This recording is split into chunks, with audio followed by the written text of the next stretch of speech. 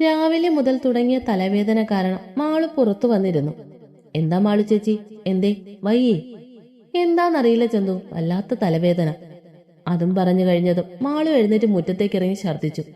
ചന്തു വന്ന് മാളുവിനെ താങ്ങി അവളെ പിടിച്ച് ഡൈനിങ് ടേബിളിൽ ഇരുത്തി കുടിക്കാൻ വെള്ളവും കൊടുത്തു. ചന്തു, എനിക്കൊന്ന് മുകളിൽ പോയി കിടക്കണം. ചന്തു മാളുവിനെ പിടിച്ച് മുകളിൽ കൊണ്ടുപോയി ബെഡിൽ കിടത്തി. ചന്തു മാളുവിന്റെ കണ്ണുകൾ പരിശോധിച്ചു. ചേച്ചിയുടെ പീരിയഡ്സ് കഴിഞ്ഞിട്ട് എത്ര ദിവസമായി? ചന്തുവിന്റെ ചോദ്യം കേട്ട് മാളു അവളെ നോക്കി. ചന്തു, എനിക്കൊരു സംശയം. മാളു പറഞ്ഞു കേട്ട് ചന്തു സന്തോഷത്തോടെ ചിരിച്ചു. രാവിലെ നേരത്തെ ആണെങ്കിൽ പ്രഗ്നൻസി കിറ്റ് കൊണ്ടുവന്ന് നോക്കാമായിരുന്നു. ഇതിപ്പോ ഉച്ചയായി. ചേച്ചിയുടെ ഒരു കാര്യം ചെയ്യ്, യൂറിൻ താ, എന്റെ റൂമിൽ സിറിഞ്ച് കാണും, ബ്ലഡ് കൂടി ടെസ്റ്റ് ചെയ്യാം. ഓക്കെ. ചന്തു മാളുവിന്റെ യൂറിനും ബ്ലഡും കളക്ട് ചെയ്ത് ലാബിലേക്ക് പോയി. വൈകുന്നേരം ജിത്തു വീട്ടിലേക്ക് വരുമ്പോൾ കാണുന്നത് അവരുടെ മുറിയുടെ പുറത്ത് നിൽക്കുന്ന എല്ലാവരെയുമാണ്. എന്താ ഇവിടെ നിൽക്കുന്നത്? മാളു എവിടെ? മാളു ചേച്ചി മുറിയുടെ ഉള്ളിലുണ്ട്, ചന്തു പറഞ്ഞു. ഇത്ര നേരമായിട്ട് ഞങ്ങൾ മാറി മാറി ചോദിച്ചിട്ടും അവൾ എന്താന്ന് പറയാതെ മുറിക്കുള്ളിൽ തന്നെ ഇരിക്കാം. പെൺകുട്ടികളായ ഇത്ര അഹങ്കാരം പാടില്ല. അതെങ്ങനെ? വലിയ എംപിയുടെ മകളല്ലേ, നമ്മൾ എന്തെങ്കിലും പറഞ്ഞാലോ ചോദിച്ചാലോ അത് ഗാർഹിക പീഡനമാവില്ലേ? ഓമന പറഞ്ഞു. എന്റെ ഭാര്യയെ പറ്റിയാണ് അമ്മ പറയുന്നെങ്കിൽ അത് വേണ്ട. അവൾ എങ്ങനെയാണ് എന്താണെന്ന് എനിക്കറിയാം. അതിന് നിങ്ങൾക്ക് യോഗ്യതയില്ല. ആദ്യം നിങ്ങൾ നല്ലൊരു ഭാര്യയാവാൻ നോക്ക്, അത് കഴിഞ്ഞ് നിങ്ങളുടെ ഈ രണ്ട് പെൺമക്കളെ നന്നാക്കാൻ നോക്ക്. അതും പറഞ്ഞ് ജിത്തു വാതിലിൽ കൊട്ടി. മാളു, വാതിൽ തുറക്ക്. അവന്റെ ഒറ്റ വിളിയിൽ മാളു വാതിൽ തുറന്നു. ജിത്തു ഉള്ളിലേക്ക് കയറിയതും അവന്റെ പിന്നാലെ കയറാൻ നിന്ന ഓമനെ ചന്തു തടഞ്ഞു. ഇപ്പൊ അങ്ങോട്ട് പോകണ്ട. പിന്നെ അവൾ എന്തിനാ വാതിൽ അടച്ചിരുന്നെന്ന് അറിയണ്ടേ? അതറിയാനാണെങ്കിൽ നമുക്ക് എല്ലാവർക്കും താഴേക്ക് പോയിട്ട് ഞാൻ പറഞ്ഞു തരാം. നിനക്കറിയോ ചന്തു എന്താ കാര്യമെന്ന്? അറിയാം അച്ചമ്മേ, ഞാൻ തന്നെ പറയാം. എല്ലാവരും താഴെ എത്തി. എന്താ കാര്യമെന്നറിയാൻ ആകാംക്ഷയോടെ നിന്നു. ഓമനയ്ക്കും മക്കൾക്കും ഇതിൽ പിടിച്ച് എന്തെങ്കിലും ചെയ്യാൻ സാധിക്കുമോ എന്ന് നോക്കി നിൽക്കുന്നു. ചന്തു അച്ചമ്മയുടെ അടുത്ത് നിന്ന് അവരെ കെട്ടിപ്പിടിച്ച് കവളിൽ അമർത്തിയൊരു ഉമ്മ കൊടുത്തു. എന്റെ അച്ചമ്മ മുതുമുത്തശ്ശിയാകാൻ പോവാ. എന്താ? വിശ്വസിക്കാൻ സാധിക്കാതെ അവർ ചോദിച്ചു. അതെ അച്ചമ്മേ, മാളു ചേച്ചിക്ക് വിശേഷമുണ്ട്. She's pregnant. ഈശ്വര, നല്ലൊരു വാർത്തയാണല്ലോ, ഹരി സന്തോഷത്തോടെ പറഞ്ഞു. വല്യച്ഛൻ മുത്തശ്ശനാവാൻ പോവാ. നീ എങ്ങനെ അറിഞ്ഞു? ഭാനു ചോദിച്ചു. ഉച്ചയ്ക്ക് ചേച്ചിക്ക് വല്ലാതെ ഛർദിയും തലവേദനയും മുഖമൊക്കെ വല്ലാതായി കണ്ട് ഞാൻ ചോദിച്ചു. അപ്പോൾ ചേച്ചിക്ക് സംശയം. ഞാൻ അപ്പോൾ തന്നെ ചേച്ചിയുടെ യൂറിനും ബ്ലഡും കളക്ട് ചെയ്ത് ലാബിൽ പോയി കൊടുത്തു. അവിടുന്ന് റിസൾട്ട് അറിഞ്ഞ് ഞാൻ ചേച്ചിയെ വിളിച്ച് പറയുകയും ചെയ്തു. ഈ കാര്യം പറയാൻ ചേച്ചി കുറെ പ്രാവശ്യം ജിത്തുവേട്ടനെ വിളിച്ചു. ചേട്ടൻ ഫോൺ എടുത്തില്ല എന്ന് മാത്രമല്ല, ചേച്ചിയെ വിളിച്ച് ചീത്ത പറഞ്ഞ് ഫോൺ സ്വിച്ച് ഓഫ് ആക്കി വെക്കുകയും ചെയ്തു. അതിന്റെ ദേഷ്യത്തിലാണ് പുള്ളിക്കാരി വാതിലടച്ചിരുന്നത്. എന്തായാലും അവൾ ചെയ്തത് ശരിയായില്ല. ഇങ്ങനെ ഒരു കാര്യമുണ്ടായിട്ട് അവൾ എന്നോടൊരു വാക്ക് പറഞ്ഞു. ഇങ്ങനെയുള്ള കാര്യങ്ങളൊക്കെ അവളുടെ അമ്മായിയമ്മയെ എന്നോടല്ലേ ആദ്യം പറയേണ്ടത്? അതിന് പകരം ആരോടും പറയാതെ മുറിയിൽ അടച്ചിരിക്കുന്നു. സ്വന്തം അമ്മയെ വിളിച്ച് പറയാനൊക്കെ അവൾക്ക് സമയം കാണും. ഓമന നീരസത്തോടെ പറഞ്ഞു. ആണോ? അങ്ങനെയാണെങ്കിൽ നീ ജിത്തുവിനെ ഗർഭം ധരിച്ചപ്പോൾ ആദ്യം നീ എന്റെ അമ്മയോടാണോ പറഞ്ഞത്? ഹരിയുടെ ആ ചോദ്യത്തിന് ഓമന മിണ്ടാതിരുന്നു. എന്നോടും അമ്മയോടും എന്തിന്? നിന്റെ അമ്മയോട് പറയുന്നതിന് പകരം നീ സരോജിനിയെയും ഗിരിജയെയും വിളിച്ചു പറഞ്ഞു. എന്നിട്ടല്ലേ ഞങ്ങളൊക്കെ അറിഞ്ഞത്. അന്ന് നിനക്ക് തോന്നിയില്ലേ നീ ചെയ്തത് ശരിയായില്ല എന്ന്? ഓമന ഒന്നും മിണ്ടാതിരുന്നു. കുറച്ചു കഴിഞ്ഞ് മാളുവും ജിത്തും സന്തോഷത്തോടെ താഴേക്ക് വന്നു.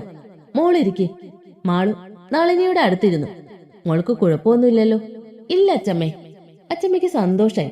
എന്തായാലും മരിക്കുന്നതിന് മുന്നേ നിങ്ങളുടെ കുഞ്ഞിനെ കാണാനുള്ള യോഗ എനിക്കുണ്ടാവുമല്ലോ. ഇനി സൂക്ഷിക്കണം. ആദ്യത്തെ 3 മാസം നന്നായി ശ്രദ്ധിക്കേണ്ടതാ. ഇതൊക്കെ ഞാൻ പറയാതെ തന്നെ നിങ്ങൾക്കറിയാലോ. മനുഷ്യന്റെ നാഡീഞരമ്പുകളെ പഠിച്ച നിങ്ങളോട് ഇത് പറയേണ്ട ആവശ്യമില്ല. പക്ഷെ പറഞ്ഞു തരേണ്ട കടമ ഞങ്ങൾക്കും ഉണ്ട്. മോള് വീട്ടിലേക്ക് വിളിച്ച് പറഞ്ഞോ? അവരോടായിരിക്കും ആദ്യം പറഞ്ഞിട്ടുണ്ടാവുക. വേണി പുച്ഛത്തോടെ പറഞ്ഞു. അത് പറയാനുണ്ടോ വേണി? വീണയും പുച്ഛത്തോടെ പറഞ്ഞു. അത് കേട്ട് അവരെ എല്ലാവരും നോക്കിയെങ്കിലും ഒന്നും പറഞ്ഞില്ല. അങ്ങനെ ചെയ്തിട്ടുണ്ടെങ്കിൽ അത് കുറ്റമൊന്നുമല്ലല്ലോ വീണേ? ഭാനു വീണയോട് ചോദിച്ചു. ഇല്ല അച്ചമ്മേ, എനിക്കും ചന്തുവിന് ശേഷം ഞാൻ ആദ്യം പറയാൻ ആഗ്രഹിച്ച് ജിത്തുവേട്ടനോടാ. അപ്പോൾ ആ ഏട്ടൻ ഫോൺ എടുക്കാത്തെ. മുഖം വീർപ്പിച്ചുകൊണ്ട് മാളു ജിത്തുവിനെ നോക്കി. എന്റെ പൊന്നു മോളെ, ക്ഷമിക്ക്. ഞാനിതാ 100ാമത്തെ പ്രാവശ്യവും മാപ്പ് ചോദിക്കാം. ജിത്തു തൊഴുതുകൊണ്ട് അവളെ നോക്കി പറഞ്ഞു.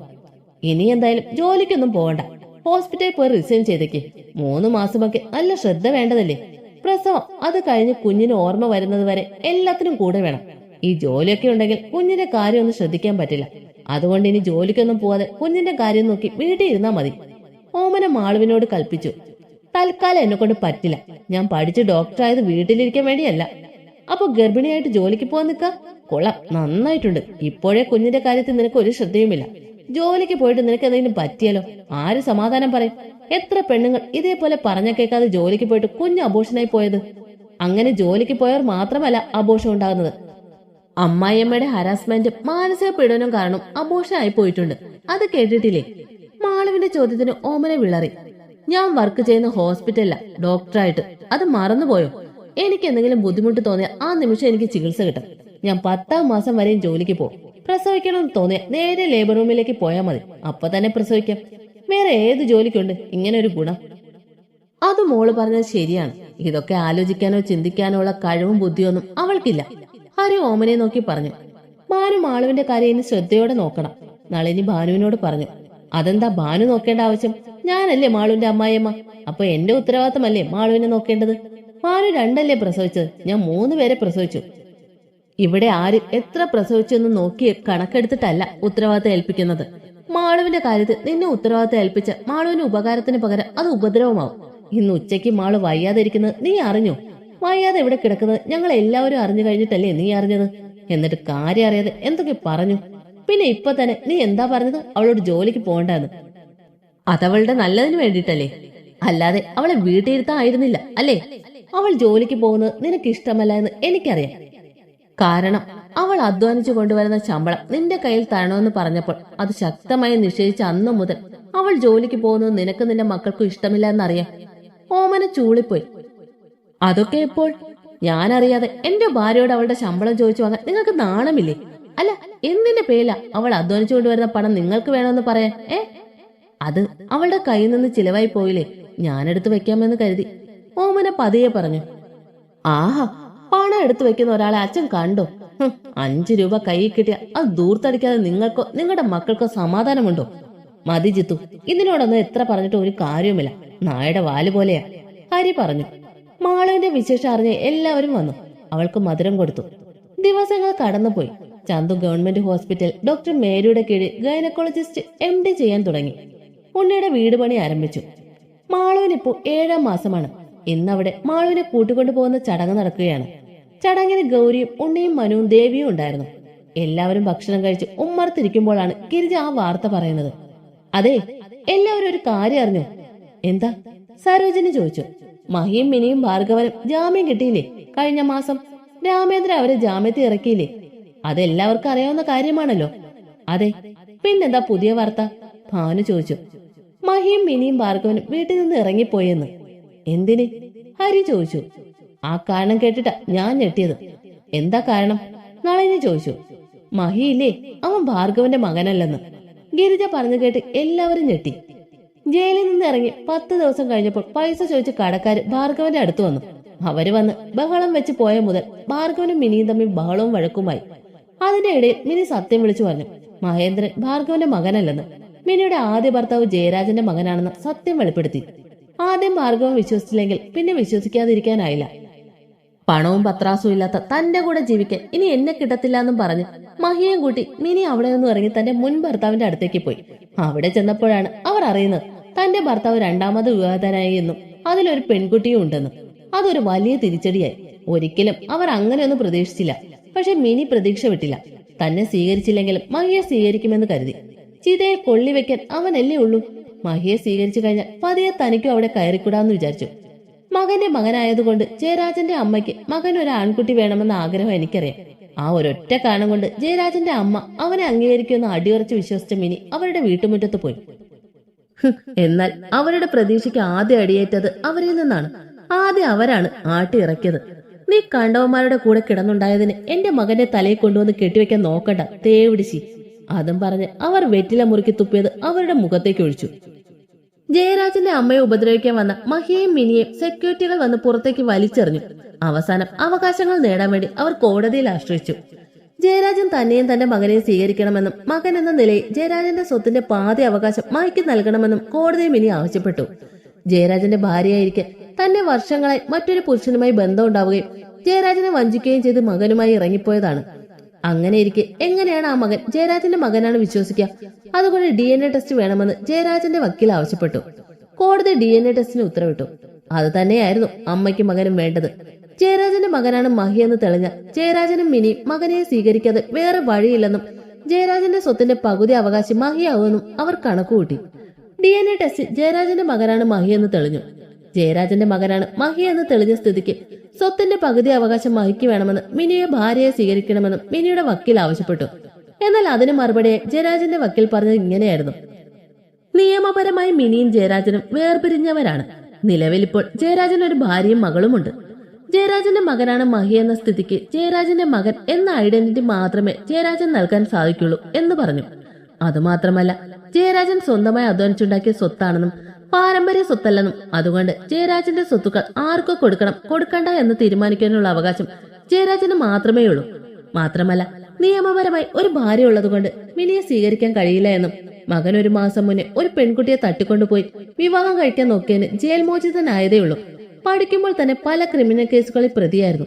അങ്ങനെ ക്രിമിനൽ പശ്ചാത്തലമുള്ള ഒരു മകനെ വളർന്നു വരുന്ന ഒരു പെൺകുട്ടിയുള്ള വീട്ടിലേക്ക് സ്വീകരിക്കാൻ ഒരു അച്ഛൻ എന്ന നിലയിൽ ജയരാജന് പേടിയും ആശങ്കയും ഉണ്ടെന്ന് കോടതിയെ അറിയിച്ചു.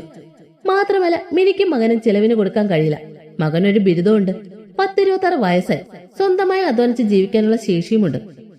അതുപോലെ മിനിയുമായി ഡൈവോഴ്സ് ആയപ്പോൾ ജീവനാംശം വേണ്ടെന്ന് എഴുതുന്ന സ്ഥിതിക്ക് മിനിക്കും ചെലവിന് കൊടുക്കാൻ സാധിക്കില്ലെന്ന് വക്കീൽ അറിയിച്ചു. കോടതി ഈ വാദങ്ങളൊക്കെ ശരിവെക്കുകയും പണത്തിനു വേണ്ടി മാത്രം മുൻ ഭർത്താവിനെ തേടി വന്നതിനും ഇത്രയും കാലം മകന്റെ പിതൃത്വം മറച്ചു വെച്ചതിനും ഭാര്യയായിരിക്കെ തന്നെ ഭർത്താവിനെ ചതിച്ചതിനും ജയരാജന് വേണമെങ്കിൽ മിനിക്കെതിരെ കേസിന് പോകാമെന്ന് കോടതി അറിയിച്ചു.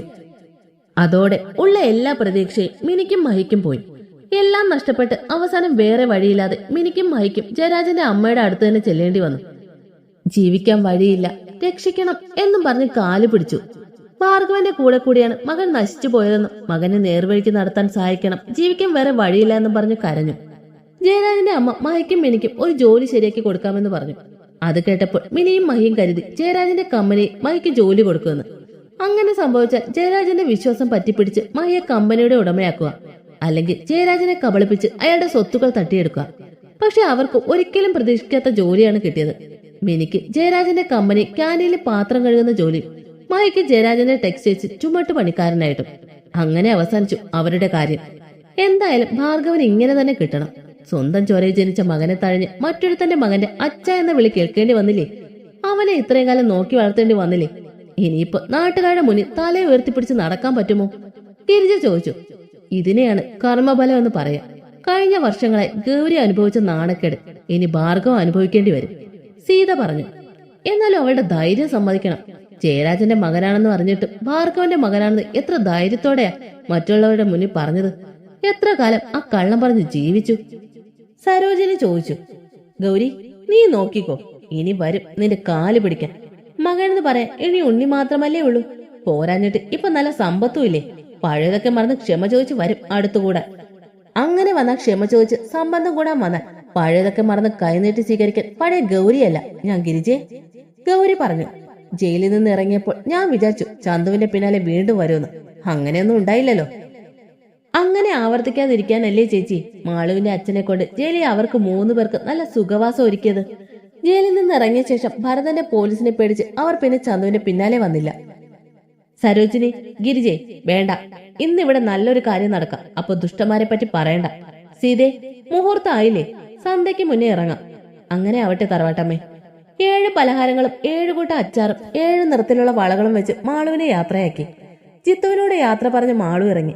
അവൾ കരഞ്ഞു. 2 അടി വെച്ചാൽ കാണാമല്ലോ, അതായിരുന്നു ആശ്വാസം. ഭാർഗവന്റെയും മിനിയുടെയും മഹിയുടെയും അവസ്ഥ അറിഞ്ഞ് ഓമന നീളത്തൊന്നുമല്ലായിരുന്നു. അവർ സന്തോഷിച്ചു, എല്ലാവരെയും വിളിച്ചറിയിച്ചു. എന്നാൽ അവർ അറിഞ്ഞില്ല അവർ സ്വയം മറ്റുള്ളവരെ മുന്നിൽ പരിഹാസ കഥാപാത്രമായി മാറുകയായിരുന്നു എന്ന്. ദിവസങ്ങൾ കടന്നുപോയി. അമലയ്ക്ക് വേണ്ടി ഉണ്ണിയെ വിവാഹം ആലോചിച്ച് ഗംഗാധരനും മാലിനിയും ഗൗരിയുടെ അടുത്തേക്ക് ചെന്നു. ഗൗരി അവരെ ആട്ടിയിറക്കി. എന്റെ പേര് ഗംഗാധരൻ എന്നാണെങ്കിൽ നിന്റെ മകനെ കൊണ്ട് തന്നെ എന്റെ മകളുടെ കഴുത്തിൽ താലി കെട്ടിച്ചിരിക്കും, നീ കണ്ടോടി എന്ന് വെല്ലുവിളിച്ചിട്ടാണ് ഗംഗാധരൻ ആ പടി ഇറങ്ങി പോയിരുന്നത്. പിറ്റേന്ന് കാട്ടുതീ പോലെ വാർത്ത പടർന്നു. അമല ആത്മഹത്യക്ക് ശ്രമിച്ചു. അതിന് ഉത്തരവാദി ഉണ്ണി വിവാഹാഭ്യർത്ഥന നൽകി പീഡിപ്പിച്ചു എന്നായിരുന്നു വാർത്ത. പോലീസ് സ്റ്റേഷനിൽ നിന്ന് ഉണ്ണിക്ക് വിളി വന്നു. നാട്ടിൽ മൊത്തം വാർത്ത അറിഞ്ഞപ്പോൾ വാമനോ തറവാട്ടിലും കാര്യങ്ങൾ അറിഞ്ഞിരുന്നു. ഇത് ഉണ്ണിയെ കൊടുക്കാൻ വേണ്ടി മനഃപൂർവ്വം ആ ഗംഗാധരനും ഭാര്യയും മകളും ചേർന്ന് ഉണ്ടാക്കിയതാ, ഭാനു പറഞ്ഞു. മോളെ, നീ ഗൗരിയെ വിളിച്ചിരുന്നോ? ഇല്ല, ഞാൻ നേരിട്ട് പോവാണെന്ന് കരുതി അച്ചമ്മേ. ഞാൻ അപ്പോഴേ പറഞ്ഞല്ലേ അവനായിട്ടൊരു ബന്ധം വേണ്ടെന്ന്. ഇപ്പൊ കണ്ടില്ലേ? അങ്ങോട്ട് വന്ന സോമൻ പറഞ്ഞു. നാട്ടിലുള്ള എല്ലാവരും അറിഞ്ഞു കഴിഞ്ഞു. അവൻ ആ ഭാർഗവന്റെ മകനാണെന്ന് തന്നെ തെളിയിച്ചില്ലേ? ഇനി അവൻ അവളെ തന്നെ വിവാഹം കഴിക്കാതെ വേറെ വഴിയുണ്ടാവും? നാളെ നീയും അവനും വിവാഹം കഴിച്ച് ജീവിക്കുമ്പോൾ അവൾ ഒരു കുഞ്ഞുമായി അവകാശം പറഞ്ഞു വന്നാൽ നീ എന്ത് ചെയ്യും? സോമൻ ആദിയോടെ ചോദിച്ചു. എന്നാലും എന്റെ ചന്തു, നിന്റെ ഒരു കഷ്ടകാലം. ഒരു പെണ്ണുപിടിയനെ തന്നെ നിനക്ക് ഭർത്താവായി കിട്ടിയല്ലോ. ഇതിലും ഭേദം ആ മഹിയായിരുന്നു. അതുകൂടി കേട്ടതോടെ ചന്തുവിന്റെ സകല ക്ഷമയും നശിച്ചിരുന്നു. അവൾ ദേഷ്യത്തോടെ ഓമനയുടെ അടുത്ത് പാഞ്ഞു നിന്ന് ആഞ്ഞു കൈവീശി. ഓമനെ പേടിച്ച് വിശ്വസിക്കാൻ സാധിക്കാതെ കൈ കവിളിൽ ചേർത്ത് വെച്ചു. മുന്നിൽ ഭദ്രകാളിയായി നിൽക്കുന്ന ചന്തുവിനെ പേടിയോടെ നോക്കി. നിങ്ങൾ എന്റെ വല്യച്ഛന്റെ ഭാര്യയാണ്. ആ ഒറ്റ കാരണം കൊണ്ടാ ഇപ്പൊ ഇവൾക്ക് കൊടുത്ത തല്ല് നിങ്ങൾക്ക് തരാത്തെ, അല്ലാതെ നിങ്ങളെ അടിക്കാൻ എനിക്ക് അറിയാത്തതുകൊണ്ടല്ല. അപ്പോഴാണ് ഓമന അടുത്ത് നിൽക്കുന്ന വേണിയെ നോക്കിയത്. കവിളി അടിയുടെ പാട് കാണാം. കണ്ണുകൾ നിറച്ചു നിൽക്കുന്നുണ്ട്. അപ്പോഴാണ് ഓമനയ്ക്ക് മനസ്സിലായത് ചന്തു തല്ലിയത് തന്നെയല്ല, വേണിയാണെന്ന്. അച്ഛമ്മേ, ഞാൻ ഇറങ്ങാം, നളിനിയോട് പറഞ്ഞ് ചന്തു സോമനെ നോക്കി. ഇനിയും താനിത് ആവർത്തിച്ച തോന്നെയും ഞാൻ തല്ലും. അതും പറഞ്ഞ് ചന്തു ഇറങ്ങിപ്പോയി. സോമൻ കണ്ണുകൾ നിറഞ്ഞ് അവിടെ തന്നെ നിന്നു. നിന്നോട് ഇനി ഇറങ്ങിപ്പോകാൻ ആദ്യമേ പറയണോടാ നാറി. ഓമന തന്റെ ദേഷ്യം സോമനെ നോക്കി ചീറിക്കൊണ്ട് തീർത്തു.